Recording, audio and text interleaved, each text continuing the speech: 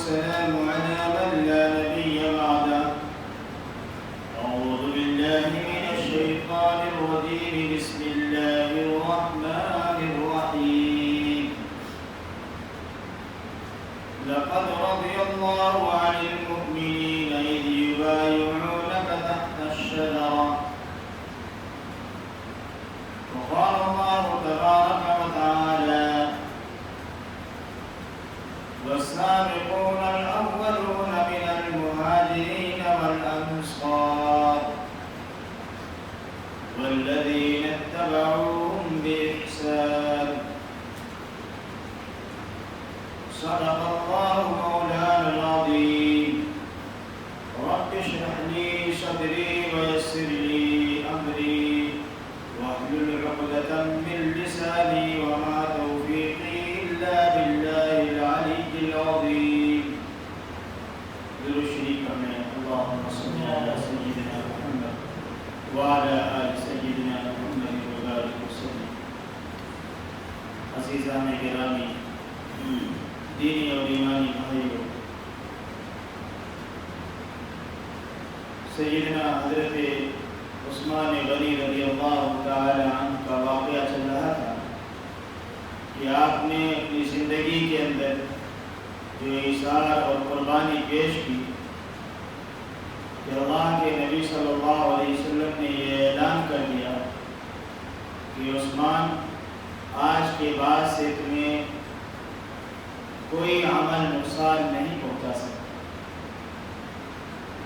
اس لیے حضرت عثمان غنی رضی اللہ تعالی عنہ کو ذو البشارتین بھی کہتے ہیں. ایک خوشخبری تو اللہ کے نبی صلی اللہ علیہ وسلم نے غزوہ تبوک کے موقع پر جب انہوں نے مال کا تہائی حصہ اللہ کے راستے میں پیش کر دیا تھا، اور دوسری بشارت دی تھی اللہ کے نبی صلی اللہ علیہ وسلم نے جب آپ نے بیر روما کو خرید کر کے مسلمانوں کے لیے وقف کر دیا، اور آپ رضی اللہ تعالی عنہ کو ذو النورین کا بھی لقب ملا کہ آپ صلی اللہ علیہ وسلم کی دو صاحبزادیاں حضرت رقیہ رضی اللہ تعالی عنہ اور اس کے بعد حضرت ام کلثوم رضی اللہ تعالی عنہ آپ کی نکاح میں آئی. تو اس اعتبار سے حضرت عثمان غنی رضی اللہ تعالی عنہ کا مقام اور مرتبہ بہت اونچا. آپ کا دور خلافت کا زمانہ کافی لمبا زمانہ تھا، لیکن اس زمانے کے اندر جو فتوحات اور اسلام چار دانگ عالم کے اندر جو پھیلا ہے، تاریخ میں لکھا ہے کہ 22 لاکھ مربع میل تک اسلام پھیل گیا، یعنی اسلام غالب آ گیا.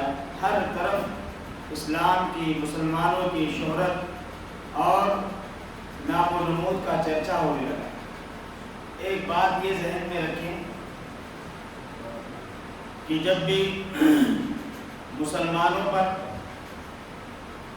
کوئی عناصر، کوئی دشمن حملہ کرتا ہے تو اس میں مسلمانوں کا بھی ہاتھ ہوتا ہے. یہ بات ذہن میں اٹھائیں. اب آپ سوچیں کہ معاذ مسلمان اور دشمن سے مل جائے، یہ کیسے ہو سکتا؟ جب 22 لاکھ مربع میل پر حضرت عثمان غنی رضی اللہ تعالی عنہ نے اسلام کا پرچم لہرا دیا، اور اس سے پہلے حضرت عمر فاروق رضی اللہ تعالی عنہ کے دور خلافت میں تقریباً 22 لاکھ مربع میل پر اسلام کا پرچم لہرایا. کافی لمبا چوڑا رقبہ ہو گیا جہاں پر مسلمانوں کا قبضہ ہو گیا. اب یہودیوں نے مشورہ کیا کہ اب تو مسلمانوں سے جنگ کرنا، مسلمانوں سے مقابلہ کرنا تو ناممکن ہے. تو انہوں نے بہت بڑی سازش کی. اس بات کو عام طور پہ آدمی اگنور کر دیتا ہے، سمجھتا نہیں. اس بات کو سمجھیے کہ آج پوری دنیا کے اندر جو لوگ مسلمانوں کے خلاف، اسلام کے خلاف برسر پیکار ہیں، کیا انہوں نے اسلام کی کسٹڈی کی ہے، اسلام کے بارے میں پڑھا ہے؟ کہاں کسی کو اتنی فرصت؟ بتانے والا کون ہے؟ یہودیوں کے مشورے میں اس کے اندر جو یہودیوں کا جو سردار تھا اس نے مشورہ دیا کہ دیکھو اب ہمیں اپنے رنگ اور روپ کو بدلنا پڑے گا، اور وہ یہ ہے کہ مسلمانوں کا ہر طرف چرچا ہو گیا، ہر طرف اسلام کا بول بالا ہو گیا، لہذا ہم بھی مصنوعی مسلمان ہو جاتے، مسلمان ہو گئے، نماز پڑھنے لگے، حافظ قرآن ہو گئے، عالم ہو گئے، مفتی بھی ہو گئے،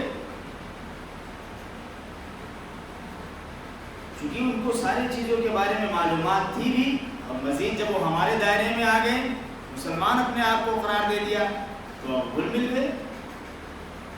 اب کسی کو کیا پتا کہ اس مجلس کے اندر کون سا جاسوس اسلام کے خلاف بیٹھا ہوا۔ اب ان لوگوں نے یہ ایک سازش یہ کی کہ سارے لوگوں میں سے ایک ایک آدمی کو چنا اور اس کو اپنے خرچے سے عالم بنایا، مفتی بنایا، اور ہر طرف ہر کونے کونے پر بھیج دیا کہ جاؤ تمہیں یہ عمل کرنا ہے کہ قرآن و حدیث کے اندر کاٹ چھانٹ کرنا ہے، بہت ساری جگہوں پر جو اللہ کے نبی صلی اللہ علیہ وسلم کی باتیں نہیں ہیں اس کو بھی پیش کر دینا ہے۔ اللہ کے نبی صلی اللہ علیہ وسلم خاتم النبیین ہیں، آپ کے بعد کوئی نبی نہیں آیا، کیوں بھائی ایسا ہے کہ نہیں؟ آپ صلی اللہ علیہ وسلم نے فرمایا لا نبی بعدی انا خاتم النبیین، میں نبیوں کے سلسلے پر مہر لگانے والا ہوں، میرے بعد کوئی نبی نہیں آئے گا۔ اب جگہ جگہ آپ سنتے ہوں کہ فلاں جگہ مرزا غلام احمد قادیانی، تو یہ قادیانی، تو کیا یہ لوگ مسلمان نہیں؟ آپ اندازہ کریں یہ لوگ نماز بھی پڑھتے ہیں اور ان کی نمازیں اتنی لمبی ہوتی ہیں آپ حیران ہو جائیں گے، یہ قرآن کریم کی اتنی تلاوت کرتے ہیں کہ آپ دیکھیں گے کہیں کہ پکا مسلمان ہے، لیکن اندرونی طور پر اور جو ان کی محنت ہو رہی ہے کہ کس طریقے سے اسلام کو اندرونی طور پر کھوکھلا کر دیا جائے، اسلام کے اصلی چہرے کو مسخ کر دیا جائے، مٹا دیا جائے، تو یہی طریقہ اس زمانے میں یہودیوں نے قائم کیا تھا جو آج تک چلا آ رہا ہے۔ ابھی جلدی بنگلور کے اندر، ادھر حیدرآباد کے اندر ایسے ایسے لوگ نکل رہے ہیں جو اپنے آپ کو نبی پیش کر رہے ہیں کہ میں نبی ہوں۔ ابھی کچھ عرصہ پہلے ایک عورت نے دعویٰ کیا کہ میں نبی ہوں۔ یہ سب کیا ہے؟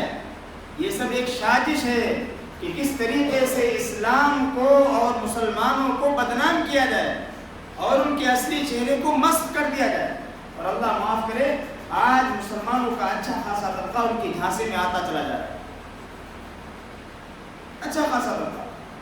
تو سیدنا عثمان غنی رضی اللہ تعالیٰ عنہ کی جب فتوحات کی کثرت ہو گئی تو اب ان لوگوں نے سوچا اب کیا کیا جائے، تو لہذا وہ مسلمان ہو گئے، مسلمان ہو کر کے کچھ لوگوں کو ورگلایا، بہکایا، پھسلایا کہ دیکھو یہ جو عمل کر رہے ہیں یہ صرف اپنے لیے کر رہے ہیں، اپنے نام و نمود کے لیے کر رہے ہیں۔ حالانکہ اندازہ کیجیے صلح حدیبیہ کا واقعہ آپ حضرات کے سامنے پیش کیا گیا تھا۔ اللہ کے نبی صلی اللہ علیہ وسلم نے حضرت عثمان غنی رضی اللہ تعالیٰ عنہ کو مکہ بھیجا کہ آپ جائیں، وہاں کے حالات دریافت کریں، وہاں کے لوگوں سے مشورہ کریں اور پوچھیں کہ ہم سب عمرہ کے لیے آئے ہیں، آپ لوگ کیا کہتے ہیں؟ ادھر عثمان غنی رضی اللہ تعالیٰ عنہ ابھی نکلے ہی تھے کہ آپ صلی اللہ علیہ وسلم نے تمام صحابہ کرام کو اکٹھا جمع کیا، اور اکٹھا جمع کر کے آپ نے سارے صحابہ سے جو بیعت لی ہے اس بیعت کو بیعت رضوان کہتے ہیں، اور یہ ایسی بیعت ہے جس کا تذکرہ قرآن کے اندر ہے، جس پر عمل کرنا ہر ایمان والے کے لیے لازم ہے۔ لقد رضی اللہ عن المؤمنین اذ یبایعونک تحت الشجرہ، اللہ تبارک و تعالیٰ فرما رہے ہیں کہ اللہ راضی ہو گیا ان لوگوں سے جن لوگوں نے آپ صلی اللہ علیہ وسلم کے دست مبارک پر درخت کے نیچے بیعت کی۔ اور یہ بیعت کیا تھی بھائی؟ اس بیعت کے اندر یہ تھا کہ دیکھو ہماری جان، ہمارا مال، ہماری دولت، ہماری عزت سب کچھ اللہ کے لیے ہے، لہذا ہم وہی چیز کریں گے جو اللہ کا حکم اور نبی پاک صلی اللہ علیہ وسلم کا طریقہ ہوگا، اس کے خلاف نہیں عمل کریں گے۔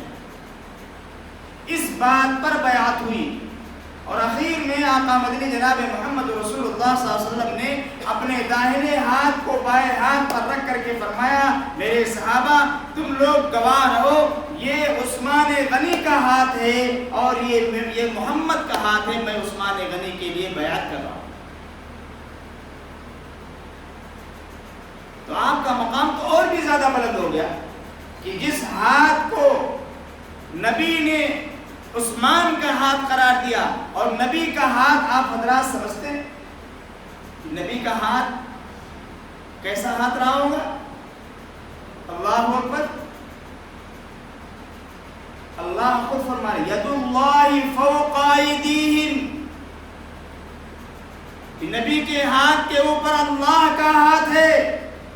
اس سے پتہ چلا کہ دائنا ہاتھ اللہ کا ہے، اور اللہ تبارک و تعالیٰ نے حضرت عثمان غنی رضی اللہ تعالیٰ عنہ کو یہ شرف اس لیے بخشا کہ حضرت عثمان غنی رضی اللہ تعالیٰ عنہ نے قرآن پاک جو آج کتابی شکل کے اندر موجود ہے ہمارے پاس، ہم تلاوت کرتے ہیں، اس کو پڑھتے ہیں، ہمارے بچے اس کو حفظ کرتے ہیں، یہ کتابی شکل میں کرنے والا شخص کون تھا؟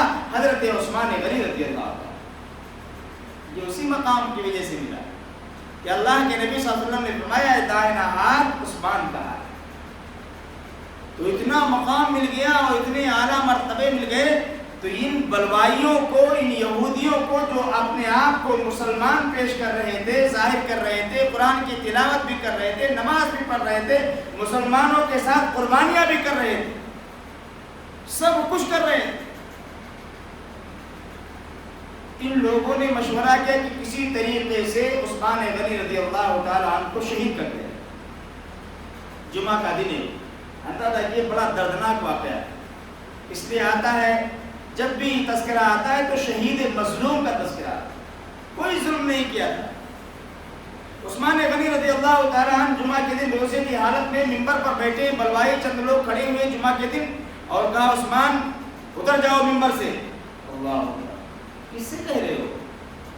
خلیفۃ المومنین سے کہہ رہے ہو، جو مسلمانوں کا اتنا بڑا ہمدرد، جس نے اپنے پوری رقم کو مسلمانوں کے لیے پانی کی طرح بہا دیا، بیر روما کو خریدا، مسجد نبوی کے لیے زمین کو خریدا، مسجد نبوی کی تعمیر کے لیے اپنے رقم کو لگایا، غزوہ تبوک میں اپنے سارے مال کا تہائی حصہ لگا دیا، اس کے لیے لگایا۔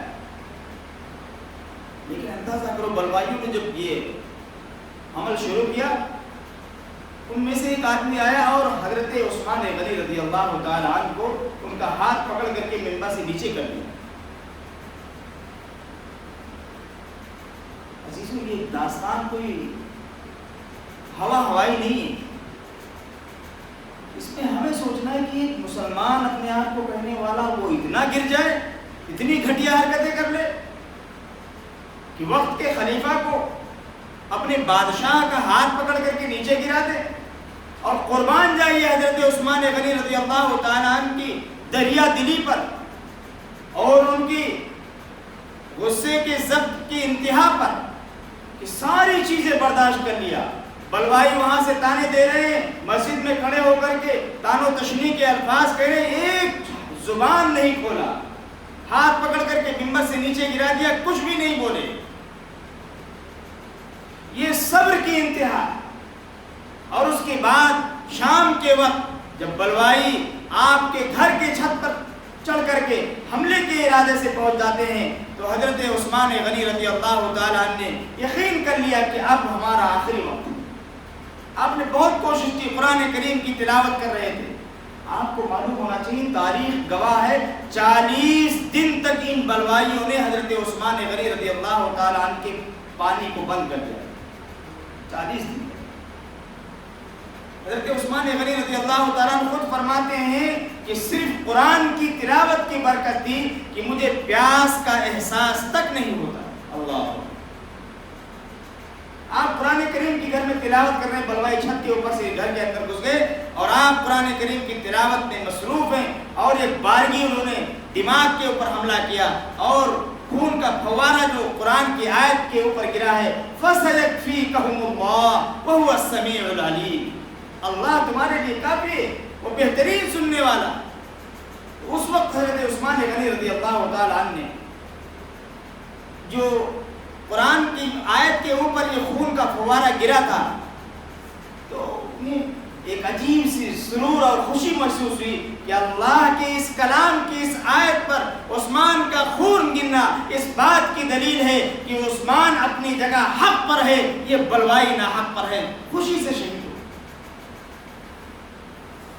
ان کے اہلیہ محترمہ بڑھی آگے بڑھی اپنے ہاتھ کو بچانے کے لیے ان کے پیشانی کے قریب کیا، ان کی انگلیاں کٹ گئی۔ اتنی زبردست طریقے سے ان کو شہید کیا گیا۔ عزیزو اندازہ کرو کہ شہادت کے بعد شہید کر دیا گیا حضرت عثمان غنی رضی اللہ تعالیٰ عنہ کو، اور یہ وہ شخصیت ہے کہ آقا نے خود فرمایا کہ اگر میری 100 بچیاں ہوتی یہ کے بعد دیگرے عثمان کی نگاہ میں دیتا چلا جاتا۔ یہ ان کی احسان و قربانی کا نتیجہ تھا۔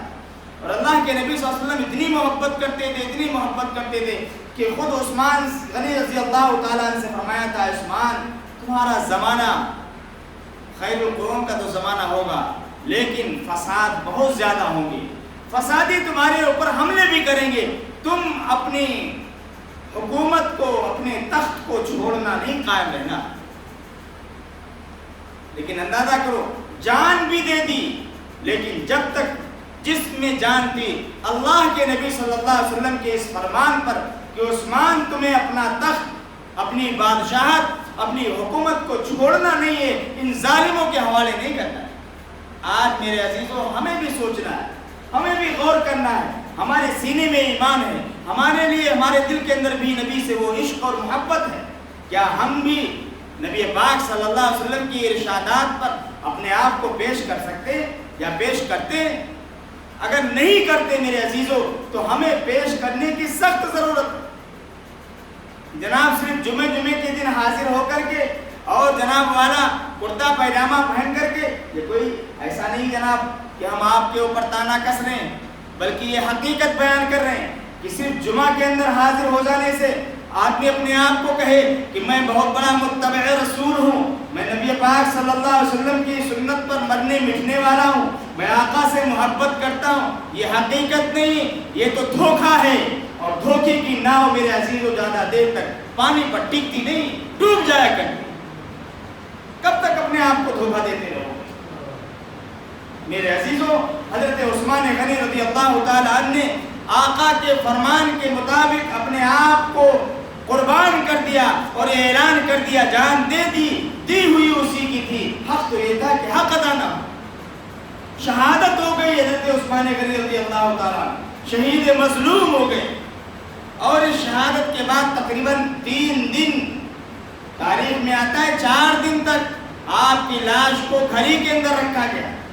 بلوائی چاروں طرف سے یہ اعلان کر رہے تھے کہ عثمان کو جنت البقیع میں دفن نہیں کرنا ہے، میدان میں دفن کر دو۔ اللہ اکبر۔ حضرت عثمان غنی رضی اللہ تعالیٰ عنہ اتنے مظلوم ہو گئے کہ جنت البقیع کے اندر 3 فٹ جگہ ملنے کے لیے ان کے لیے مقدر نہیں تھی۔ نہیں میرے عزیزوں، یہ ساری سازشیں ان یہودیوں کی تھی، یہ اسلام مخالف دشمن ان کے لیے۔ آج ہمیں اپنے آپ کو اور اپنے گھر والوں کو، اپنے بیوی بچوں کو اس بات سے آگاہ کرنا ہے کہ آپ کے زمانے میں فتنے کم نہیں ہیں۔ آقا نے فرمایا تھا ایک موقع پر، ایک دور ایسا آئے گا، آنے والا ہے، وہ دور بالکل ہمارے سامنے ہے کہ اس دور میں 73 فرقے اسلام کے نام پر جمع ہو جائیں گے۔ سب اپنے آپ کو کہیں گے ہم مسلمان ہیں، اسلام والے ہیں، ہم نبی والے ہیں، ہم امت محمدیہ کے فرد ہیں۔ لیکن آقا نے ارشاد فرمایا 73 فرقے ہوں گے، 72 فرقہ جہنم میں جائے گا، صرف ایک فرقہ جنت میں جائے گا، اور اس فرقے کے بارے میں آقا نے فرمایا ما انا علیہ واصحابی، جو طبقہ، جو جماعت، جو گروہ میرے اور میرے صحابہ کے طریقے پہ ہوگا وہی کامیاب۔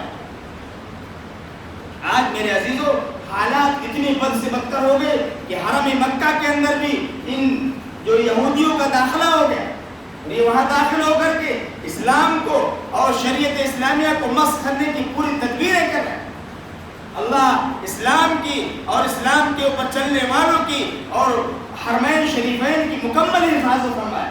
میرے عزیزو، حالات بہت نازک ہیں، اس حالات کے اندر سیرت صحابہ کو بیان کرنا، خاص طور سے ایک ایک نبی ایک ایک صحابی کی سیرت کو بیان کرنا، یہ کوئی اہم موضوع نہیں، بہت اہم چیز ہے۔ اس سے ہمارے کردار، ہمارے کیریکٹر جو آج بہت زیادہ تیزی سے بدلتے چلے جا رہے ہیں، ہم اپنے آپ کو سنوارنے کی کوشش کریں۔ ان یہودیوں کی سازش ہے کہ آقا صلی اللہ علیہ وسلم نے ارشاد فرمایا 3 چیزیں ایسی ہیں کہ جو انسان، جو مسلمان اس عمل کو کرے گا 24 گھنٹے اللہ کی بارگاہ میں اللہ کے یہاں گنہگار شمار ہوگا۔ وہ گناہ کون سے ہیں؟ پہلا گناہ پائجامے کو ٹخنے سے نیچے کرنا، اور دوسرا گناہ اپنے چہرے کے اوپر جو داڑھی ہے اس کو چھلوانا، کٹوانا۔ آقا نے فرمایا کہ یہ 3 عمل، اور تیسرا عمل یہ ہے کہ آدمی کسی کو ناجائز طریقے سے ناحق قتل کر دے۔ یہ کوئی معمولی عمل نہیں۔ آج دیکھیں یہ تینوں عمل مسلمان سے ایسے اس کی زندگی میں داخل ہو گیا کہ جناب احساس تک نہیں، چہرے پہ داڑھی نہیں، پائجامہ ٹخنے سے نیچے جا رہا ہے، کوئی اس پر وہ نہیں۔ ہم اپنے ہی بھائی کے قتل کی سازشیں کر رہے ہیں، اس کو مارنے کے در پہ ہیں۔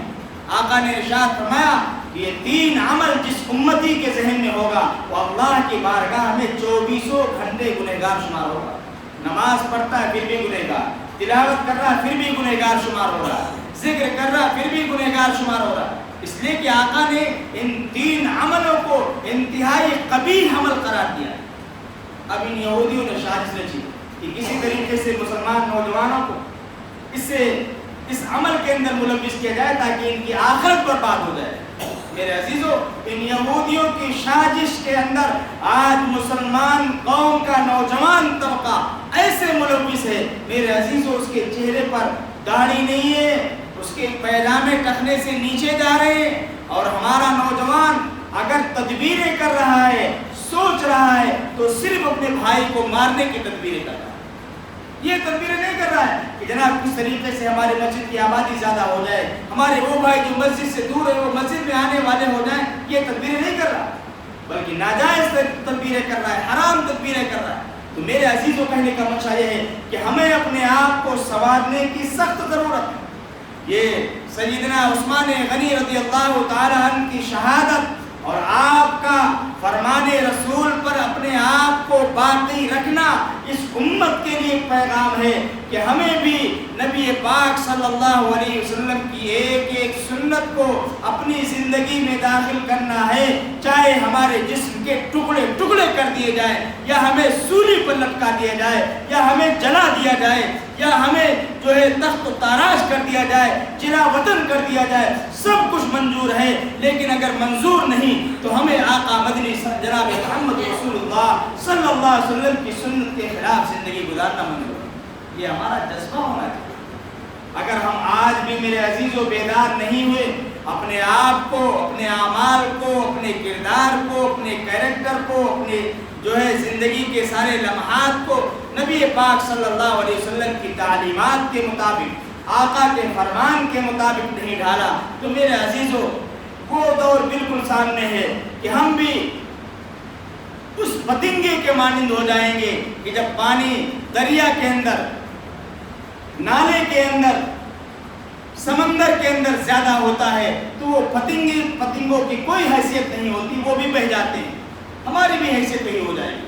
اور اگر ہم نے اپنے آپ کو باقی رکھا، نبی پاک صلی اللہ علیہ وسلم کی سیرت پر، آپ کے سنت پر عمل کرنے کی پوری کوشش کی، ہماری زندگی میں نبی پاک صلی اللہ علیہ وسلم کی ایک ایک سنت عمل پیرا ہونے کی ہم نے پوری کوشش کی، تو میرے عزیزو نتیجہ یہ ہوگا اللہ کی مدد ہمارے ساتھ ہوگی۔ ہم دنیاوی اعتبار سے مظلوم ہوگے، ہم دنیاوی اعتبار سے ناکام ہوگے، لیکن اللہ کے یہاں جو مقام ہمیں ملے گا، جو مرتبہ ہمیں ملے گا، وہ اعلیٰ ہوگا، وہ افضل ہوگا، وہ سب سے برتر ہوگا کہ لوگ دیکھ کر کے رش کریں گے یہ تو دنیا کے اندر مظلوم کہہ کر کے پکارا جاتا تھا، اور آج اس کا مقام تو بہت اونچا ہے۔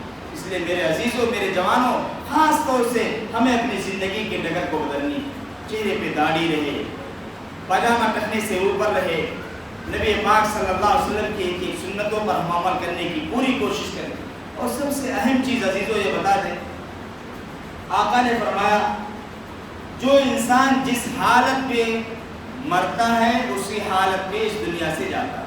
یہ آخری بات کہہ رہا ہوں۔ اب مثال کے طور پر ہم میں سے کوئی آدمی بتا دے کہ جناب ہمیں کب مرنا ہے، کسی کو بتا ہے؟ بولو، کسی کو بتا ہے کہ کس وقت ہماری جان ہمارے جسم سے نکلے گی؟ نہیں بتا ہے۔ اب پتہ لگا ہمارے چہرے پر داڑھی نہیں، موت کا وقت آ گیا، اب کیا کرو گے جناب؟ داڑھی رکھو گے بیٹھ کر کے، یا ملک الموت سے کہو میاں ایک مہینہ رک جاؤ، داڑھی رکھ لے کے جانا؟ اب تو وقت ہو چکا۔ آقا نے فرمایا جس حالت پہ مرے ہو اسی حالت میں اٹھائے جاؤ گے، اور کل قیامت کے دن جب ہم اٹھیں گے چہرے پر داڑھی نہیں، میرے عزیزو اللہ کی بارگاہ میں نبی پاک صلی اللہ علیہ وسلم کے امتی ہم کیسے کہلائیں گے؟ یہاں تو بڑے بڑے اللہ کے ولی اہل اللہ کیا کہا کرتے تھے کہ قیامت کے دن اللہ کے حضور میں کوئی عمل تو میرے پاس ایسا نہیں ہے، کوئی نیکی ایسی نہیں ہے جو اللہ کے حضور میں پیش کر سکوں اور جنت کا حقدار بن سکوں، بس یہ کہوں گا میرے ربا بس آپ کی بارگاہ میں ایک سنت لے کر کے آیا ہوں، وہ تیرے محبوب کی عظیم سنت ہے، داڑھی میں اس کو لے کر کے آیا ہوں، میرے مولا اس کو حقیقت کر دے، میں صورت لے کے آیا۔ میرے عزیزو ہم اپنی صورت کو بنا دیں، سیرت کا بنانے والا رب ذوالجلال آپ کی زندگی کو ضرور بدل دے گا۔ اس لیے میرے عزیزو ہم تمامی حضرات یہ ارادہ لے کر کے اٹھیں کہ جس طریقے سے عثمان غنی رضی اللہ تعالیٰ عنہ نے اپنی جان کو اللہ کے نبی صلی اللہ علیہ وسلم کے فرمان پر قربان کر دیا، لیکن فرمان نبی سے پیچھے نہیں ہٹے، میرے عزیزو ہم بھی ارادہ کریں کہ انشاءاللہ ثم انشاءاللہ ہماری زندگی کے اندر سب کچھ ہو سکتا ہے، ساری پریشانیاں آ سکتی ہیں، سب ہم برداشت کر لیں گے، لیکن نبی پاک صلی اللہ علیہ وسلم کی سنت کو ہمیں چھوڑنا گوارا نہیں ہے۔ انشاءاللہ کریں گے انشاءاللہ۔ اللہ تعالیٰ ہماری گزارشات کو قبول فرمائے، ہم تمام حضرات کو